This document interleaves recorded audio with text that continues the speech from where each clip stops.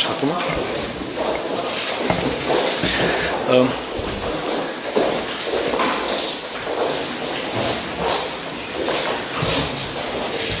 Հարգելի գործընկերներ, բարև ձեզ։ Հարգելի պարոն նախարար, թանկագին բարեկամ, ուրախ եմ ողջունել ձեզ եւ ձեր գլխավորած պատվիրակությանը Հայաստանում։ Այս այցը, հարգելի գործընկերներ, նշանավորվեց ֆրանսիացի գործընկերոջս հետ մտադրությունների մասին հռչակագրի ստորագրմամբ, որը նախատեսում է ավելի սերտ համագործակցություն մեր երկու գերատեսչությունների միջև, ներառյալ քաղաքական երկխոսության խորացում, պարբերական խորհրդակցությունների անցկացում, արտերկրում գործող մեր դիվանագիտական ներկայացուցչությունների միջև փոխգործակցության ավելացում, համագործակցության եվրոպական եւ այլ գլոբալ միջազգային հարթակներում։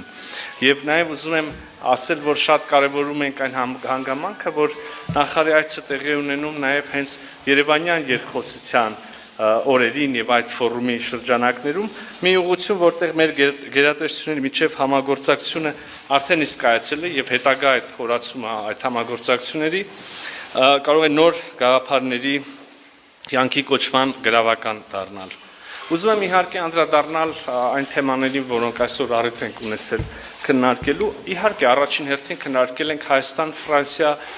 հագեցած երկկողմ օրակարգը եւ մեր համատեղ ձևավորած խճանկարը մեր հարաբերությունները որպես ռազմավարական գնահատելու հիմք է տալիս, կարող եմ ասել։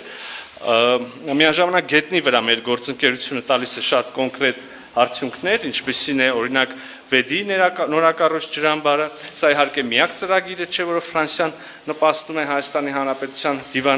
դիմակայության ամրապնդմանը եւ նաեւ տնտեսական զարգացմանը։ Մենք համագործակցում ենք այնպիսի ոլորտներում, որոնք մի քանի տարի առաջ նույնիսկ չէին էլ կարող քննարկվել։ Եվ այստեղ ուզում եմ իհարկե արժանին մատուցել մեր երկու առաջնորդներին, վարչապետ Փաշինյանին եւ նախագահ Մակրոնին, ում միջև ձևավորված գործընկերության շնորհիվ է նաեւ, որ մեր կարող ենք այսպես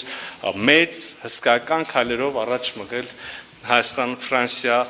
բարեկամությունը, որը ունի իհարկե իր հիմքերը, որը խարսխվում է նաև պատմական համակրանքի եւ ժողովուրդների միջև բարեկամության եւ սիրո վրա։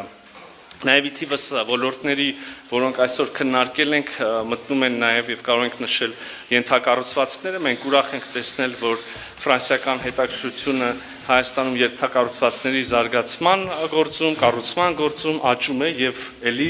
հուսով եմ առաջիկայում շատ շոշափելի եւ կոնկրետ նորություններ կունենանք։ Ապակենտրոնացված համագործակցության զարգացումը իր հերթին միտված է նպաստել Հայաստանի համար ռազմավարական նշանակություն շրջանների զարգացմանը եւ դրանց դիմակայունության ավելացմանը եւ այս համատեքստում կարեւորել ենք ապակենտրոնացված համագործակցության 5-րդ համաժողովի անցկացումը, այստեղ էլ առաջիկայում պետք է որ լավ նորություններ ունենանք շատ կոնկրետ։ Հարգելի ներկաներ, նախարար Բարոյի հետ այսօր անդրադարձ ենք կատարել տարբեր հարթակներում, տարբեր ձևաչափերով մեր երկու երկրների միջև փոխգործակցության հնարավորություններին։ Իհարկե առաջնային նշանակություն ունի այս համատեքստում Հայաստանի հետ Եվրոպական միության հետ գործընկերության խորացման ուղղությամբ մեր համագործակցությունը։ Ես շնորհակալություն եմ հայտնել նախարարին եւ ֆրանսիական կողմին այս ողջ գործընթացում եւ այս համատեքստում ֆրանսիական կողմից շարունակաբար Հայաստանին ցուցաբերվող աջակցության եւ Հայաստանի ուրեմն ցանկությունների խրախուսման գործում, այստեղ էլի պետք է բացի ընդհանուր պնդումից շատ կոնկրետ բանի անդրադառնամ, օրինակ վիզաների ազատականացումը, որի շուրջ Հայաստանում մեծ ակնկալիքներ կան, իհարկե ընդհանում է այս խոսակցությունը Եվրոպական միության հետ մեր ֆրանսիացի գործընկերների շատ գործուն աջակցությամբ եւ խրախուսմամբ։ Կառանձնացնեի նաև եվրոպական քաղաքական համայնքի ձևաչափը, հիշում եք օրեր առաջ այդպիսի մի հանդիպում եղավ այս ձևաչափով, գագաթաժողով եղավ Տիրանայում եւ այժմ հայտարարվեց, որ հաջորդ այդպիսի հավաքը լինելու է հաջորդ գարնանային այդպիսի հավաքը լինելու է Երևանում, մենք շահագրգռված ենք այս հարթակով, մենք առաջին իսկ օրվանից մեր ակտիվ մասնակցությունն ենք ունեցել, մեզ համար շատ արդյունավետ է այդ հարթակը եւ հիմա նաեւ էլի Ֆրանսիայի եւ մյուս գործընկերների աջակցությամբ մենք արդեն կունենանք հաջորդ գարնանային այդպիսի հավաքը, հաջորդ գարնանային այս ձևաչափով գագաթաժողովը Երևանում, Հայաստանում մեզ համար մեծ պատիվ կլինի հյուրընկալել մեր գործընկերներին։ Մենք կարևորություն ենք հաղորդում նաև ֆրանկոֆոնիայի շրջանակներում մեր համագործակցությանը, Հայաստանը այստեղ եւս իր անելիքներ ունի, ունեցանք գագաթաժողով մի քանի տարի առաջ, այժմ խաղերը երիտասարդության ներգրավումը նաև ֆրանկոֆոնիայի շրջանակներում, ընդհանրապես ուզում եմ ասել, որ մենք շատ ուրախ ենք տեսնել, ես անձնապես շատ ուրախ եմ տեսնել, որ Հայաստանում այսօր ավելի շատ երիտասարդներ են ուզում խոսել գեղեցկագույն ֆրանսերեն լեզվով եւ սա իհարկե շատ ողջունելի է։ Պարոն նախարար, կարևոր է նաև նշել, որ մենք բարձր ենք գնահատում, ինչպես եւ նախկինում Ֆրանսիայի դիրքորոշումը Հայաստանի Հանրապետության տարածքային ամբողջականության եւ ինքնիշխանության պաշտպանության հարցում, սահմանների անխախտելիության պաշտպանության հարցում, սա իհարկե տարածաշրջանում կանխատեսելի անվտանգ մթնոլորտի եւ խաղաղության կառուցման կարևոր գրավական է։ Արդյոք ուզում եմ օգտվել եւ ասել հարգելի ներկաներ, որ Հայաստանի Հանրապետությունը հավատարիմ է խաղաղության օրակարգին, մենք այժմ Ադրբեջանի հետ ունենք համաձայնեցված խաղաղության պայմանագրի տեքստ եւ ինչպես նախկինում այսօր եւս մենք պատրաստ ենք օր առաջ սկսել խորհրդակցություններ այդ պայմանագրի ստորագրման տեղը, ժամանակը Ադրբեջանի հետ քննարկելու եւ որոշելու համար, ընդհանրապես մեր շուրջ խաղաղ եւ անվտանգ միջավայր ձևավորելը մեր տարածաշրջանը նկատեմ անմիջական հարաբերությունը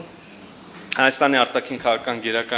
գերակայություններից է, առաջնահերթություններից է, մենք նաև տեղյակ եք հարաբերությունների կարգավորման շուրջ խոսակցություն ունենք Թուրքիայի հետ եւ տրամադրված ենք ամբողջապես նոր խաղաղ անվտանգ տարածաշրջան կառուցելուն, համենայն դեպս մենք Հայաստանի Հանրապետությունը մեր կողմից այդ ուղղությամբ բոլոր քայլերը անում ենք եւ պատրաստ ենք շարունակել։ Նաեւ եթե մի փոքր լայնացնենք մեր քննարկումը Հարավային Կովկասից, ապա կարծում եմ քարտեզին ուղղված առաջին իսկ հայացքը կարող է մեզ թույլ տալ պնդելու, որ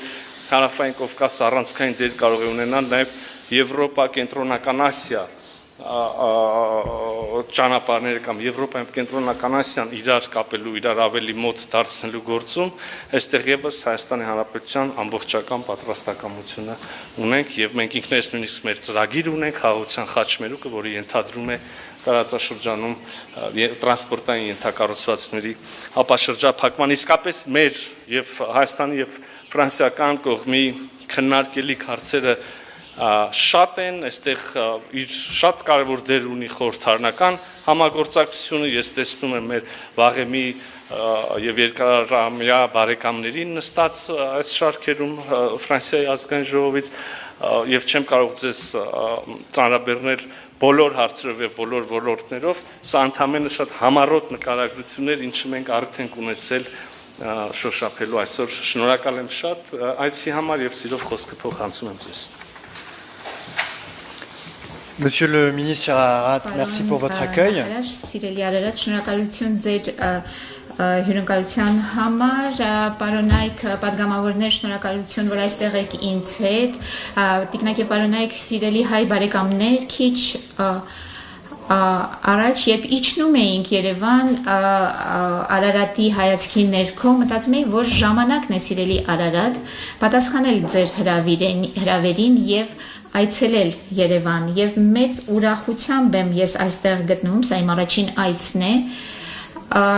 ուրախություն, որը նաեւ հուզումնալից է, որովհետեւ այս տարի նշում ենք հայոց ցեղասպանության 110-րդ տարելիցը, բայց նաեւ հպարտությամբ լեցուն ուրախություն, քանի որ մեր երկու երկրների հարաբերությունները երբեք այսքան ինտենսիվ եւ վստահելի չեն եղել, որովհետեւ բարեկամությունը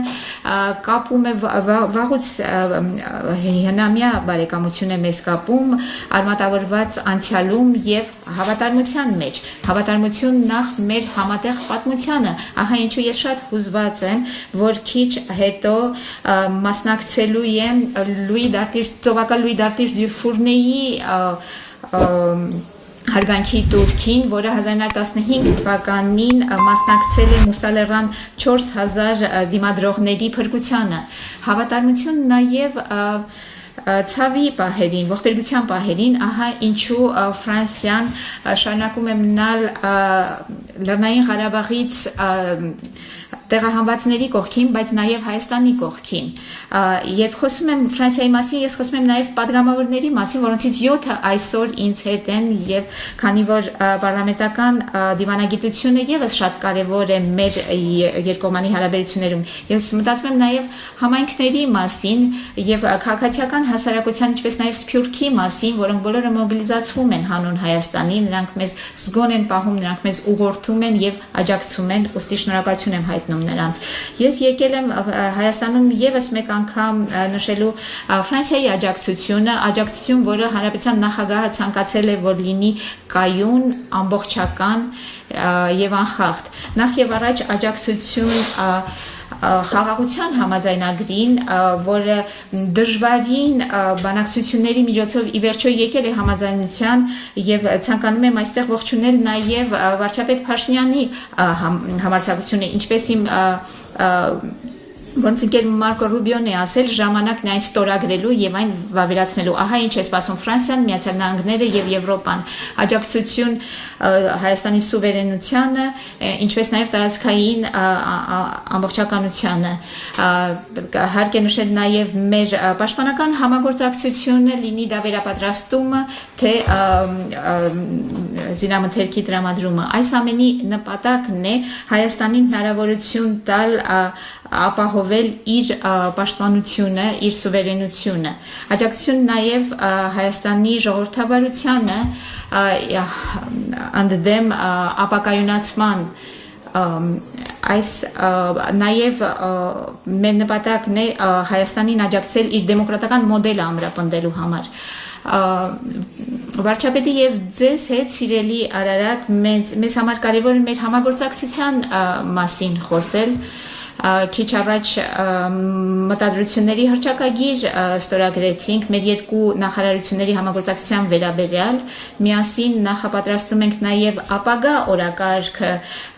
օկիանոսների գագաթաժողովը, որը տեղի կունենա Նիսում հունիսի 9-ին, COP17 կենսաբազմազանության մասին, որը մյուս տարի տեղի կունենա Հայաստանում, ֆրանկոֆոնիայի խաղերը, որ 2027 թվականին տեղի կունենան Հայաստանում,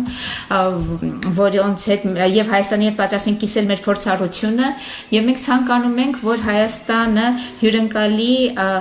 Եվրոպական քաղաքական համայնքի 8-րդ գագաթաժողովը, որը հնարավոր դարձավ շնորհիվ նաեւ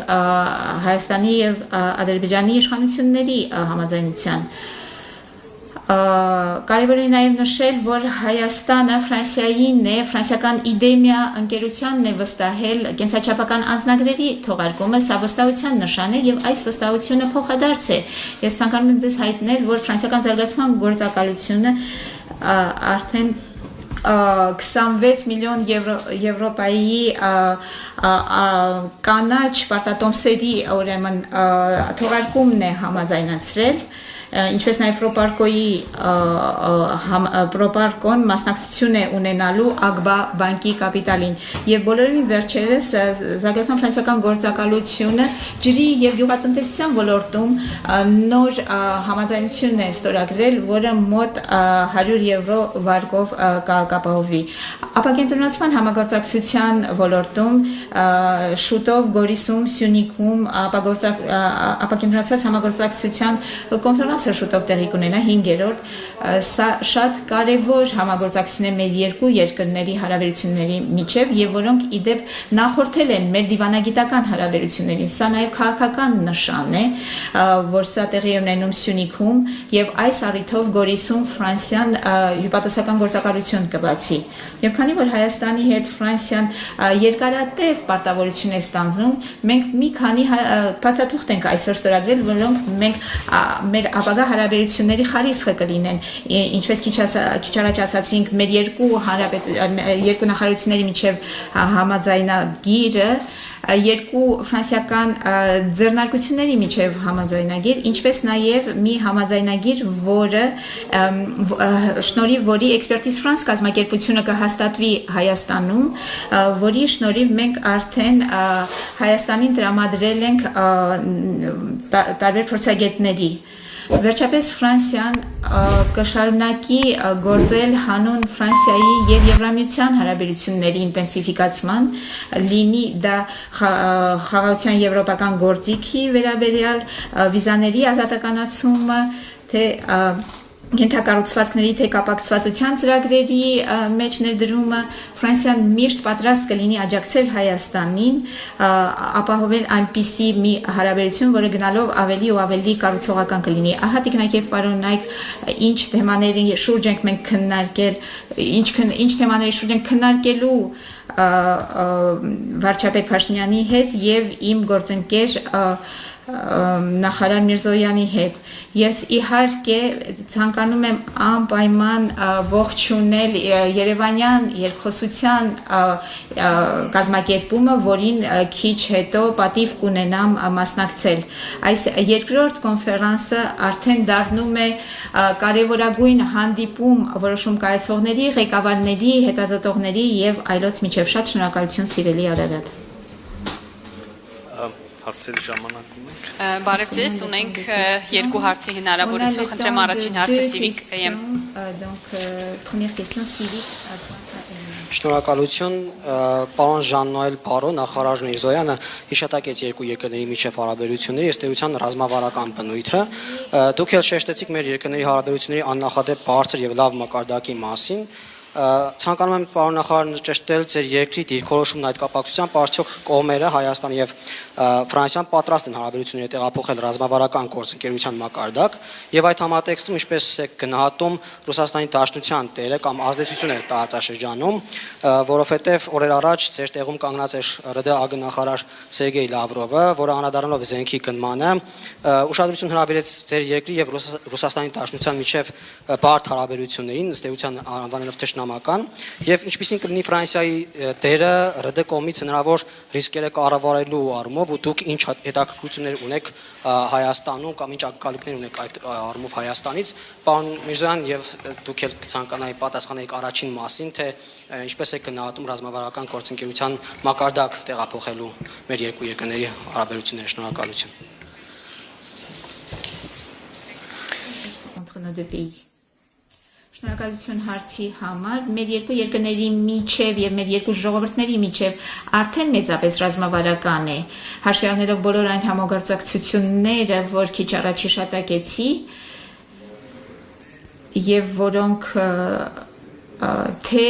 աջակցություն են ենթակառուցվածքներին,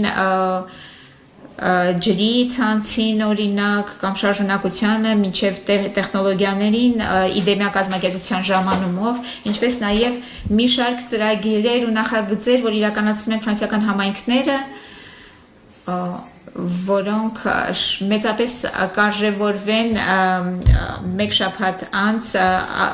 ապակենտրոնացված համագործակցության կոնֆերանսի ժամանակ։ Իդեպ այս առումով ուզում եմ նշել, որ տիկին Ֆլորանս Պրովանդիի ներկայությունը ինձ հետ այստեղ այս պատվիրակությունում, որ իմ նախարարությունը դիմել է նրան աննախադեպ ձևով պաշտոն ունենալու, որպեսզի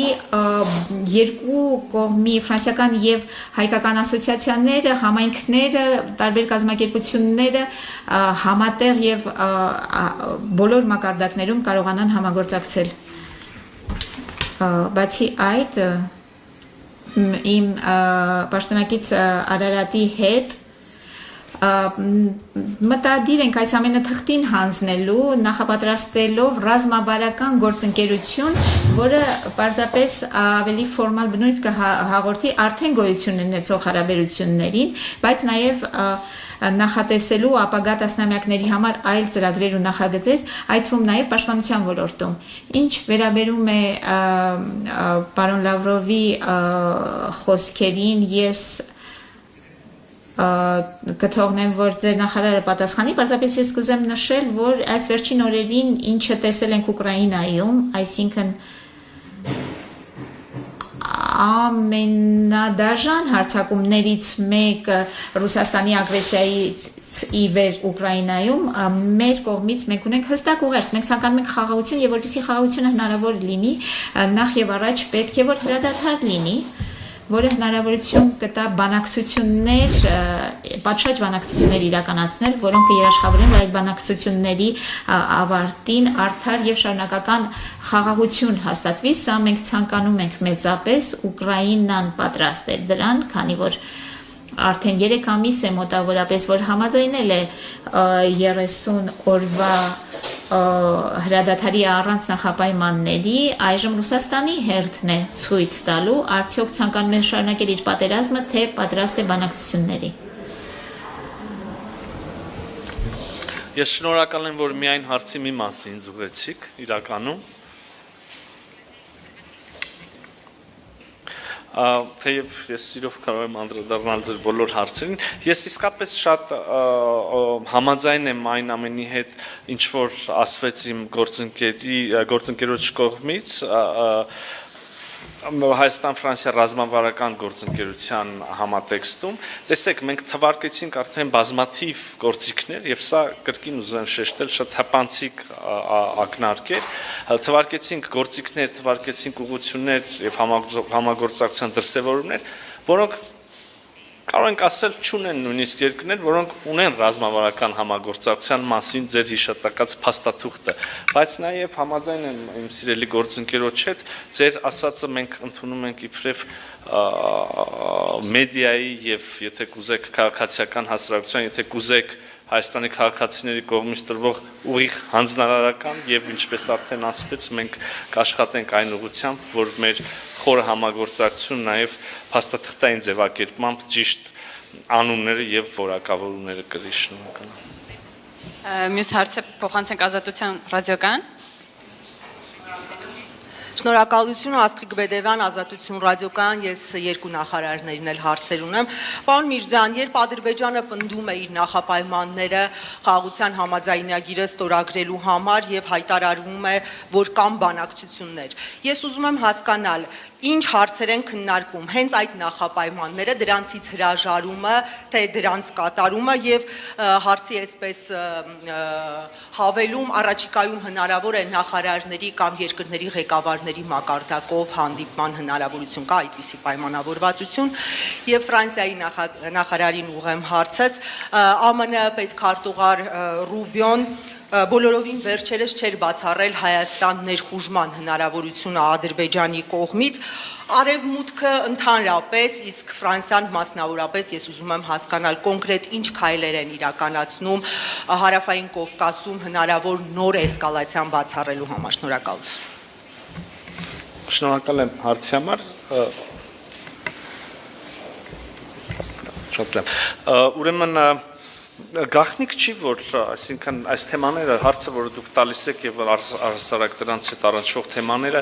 շատ լայնորեն հրապարակավ քննարկվում են, այդ թվում եւ դուք Տիկին Բեդևյան, այդ թվում եւ հենց այս սրահում ինձ ուղիղ այդ մասին հարցելու բազմաթիվ առիթներ եք ունեցել,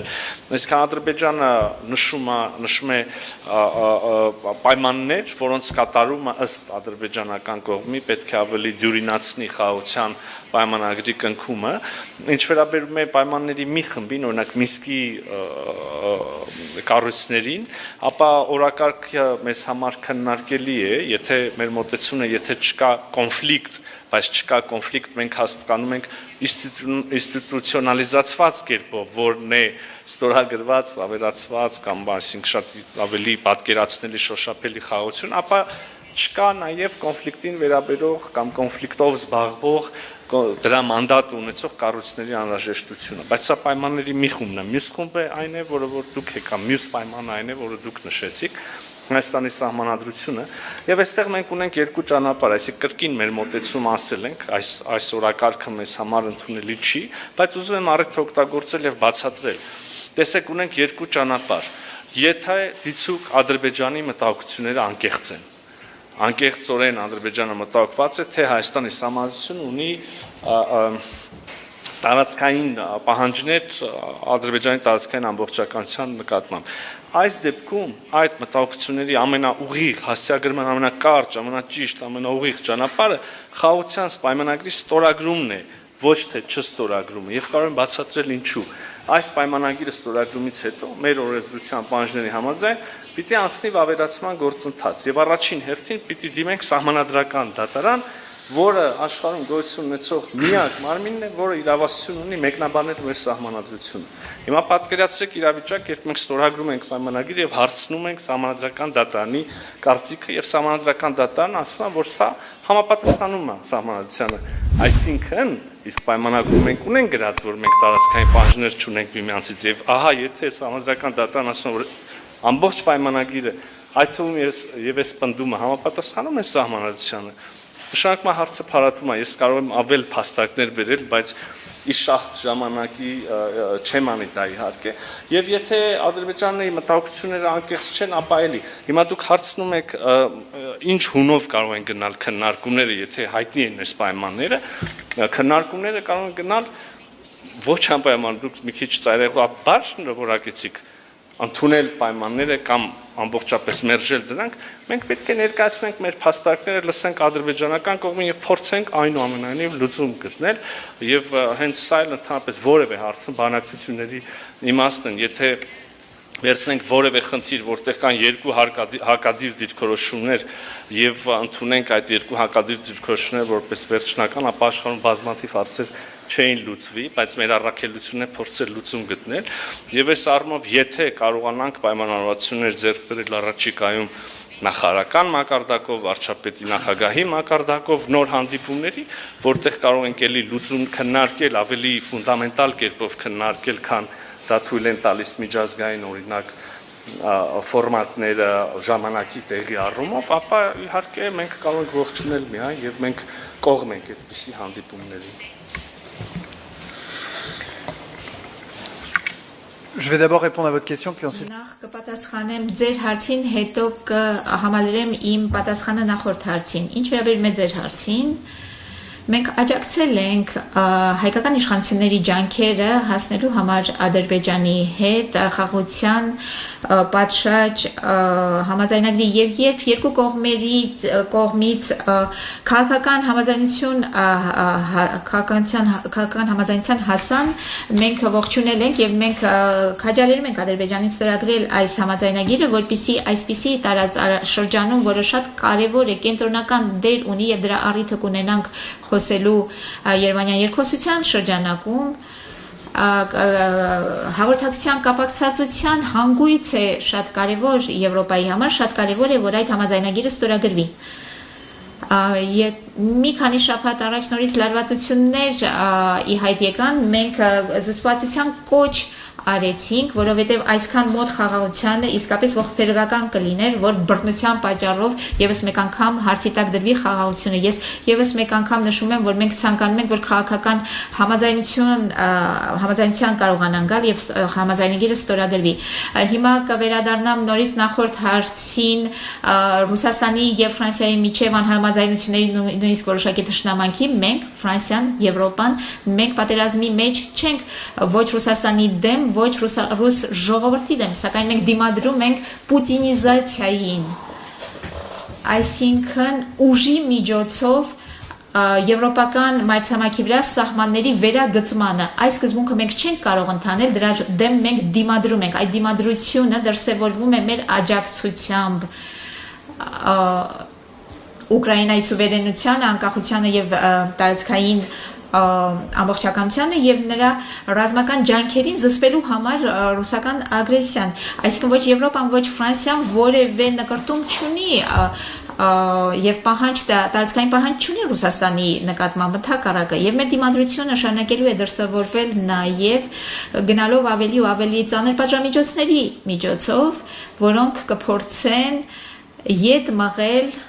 կամ գոնե պատերազմական ջանքը Վլադիմիր Պուտինի վարած պատերազմի ջանքը ավելի անտանելի դարձնել, որովհետև մեր ցանկությունն է, որ պատերազմը դադարի եւ բանակցություններ սկսվեն։ Ուկրաինացիները արդեն պատրաստ են, հիմա հերթը Վլադիմիր Պուտինինն է։ Nous avons 8 minutes. Շնորհակալություն Էմանուել Մարգարյան, Armen Press, պետական լրատվական գործակալություն, հարցս առնչվում է վիզաների ազատականացմանը, նախ Ֆրանսիայի հարկարժան արտգործնախարարին եմ ուզում հարց ուղղել։ Մի կողմից երկրները եվրոպական իրենց միգրացիոն քաղաքականությունն են խստացնում, բայց մյուս կողմից էլ տեսնում ենք, որ ակտիվ այդ բանակցությունները Հայաստանի հետ վարվում են վիզաների ազատականացման հետ կապված։ Ինչ եք ակնկալում պարոն նախարար այս գործընթացից, ինչ դա կտա Եվրոպային նաև, ինչ կտա Հայաստանին, պարզ է, որովհետև մենք սպասում ենք դրական ավարտին այդ գործընթացի։ Եվ օգտվելով առիթից նաև պարոն Միրզոյան, մի քանի խոսքով ասեիք, թե ինչ փուլում են բանակցությունները այժմ վիզաների ազատականացման հետ կապված։ Շնորհակալություն։